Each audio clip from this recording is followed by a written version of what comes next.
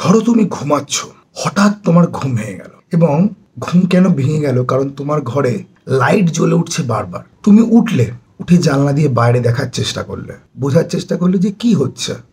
আর বাইরে তাকিয়ে তুমি হঠাৎ তোমার মাকে দেখতে পেলে। ফাঁকা মাঠের মধ্যে তোমার বাড়ির সামনে তোমার মা দাঁড়িয়ে আছে, এবং মা যেন ঠিক দাঁড়িয়ে নেই, মা যেন হাওয়াতে হালকা ভাসছে, লেভিটেট করার মতো।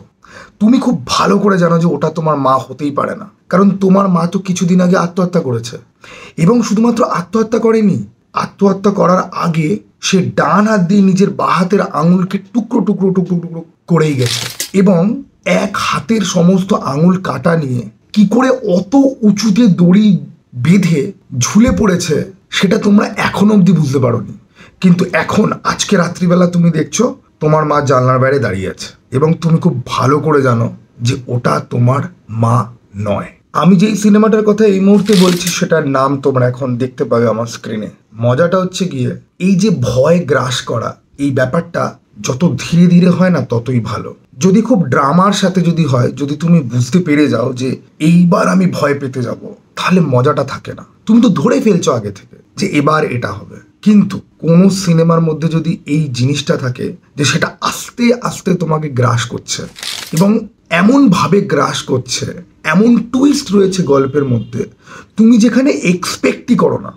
যেরকম ধরো, আমি এটা আমার আগে কোনো না কোনো একটা ভূতের সিনেমার ভিডিওতে এই কথাটা আমি একবার হলেও অন্তত বলেছি।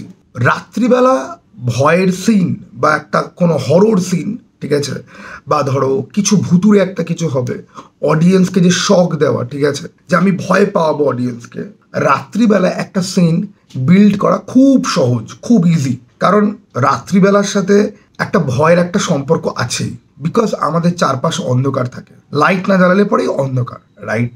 নাও থিং ইজ, কিছু সিনেমা আছে যেটা তোমাকে দিনের আলোতে ভয় পাওয়াতে পারবে। মানে এরকম কিছু দৃশ্য রয়েছে যেগুলো সকালবেলা দিনের আলোতে, ফ্যাটে দিনের আলোতে সকালবেলা হচ্ছে, যেখানে তোমার ঘরের চারদিক খোলা, প্রচুর সূর্যের আলো রয়েছে। কিন্তু এমন জিনিস হচ্ছে, ভূত বা ভয় এমন সময় আসছে যেটা তোমার চিন্তারও বাইরে, এবং তুমি ভাবোইনি যে এরকম কিছু হবে। দ্য ডার্ক অ্যান্ড উইকেড হচ্ছে কি ওই ধরনের সিনেমা। এক একটা হরর সিন এমনভাবে শুরু হয় তুমি এক্সপেক্টই করবে না যে এখানে এটা ছিল, এখানে এটা হতে পারে।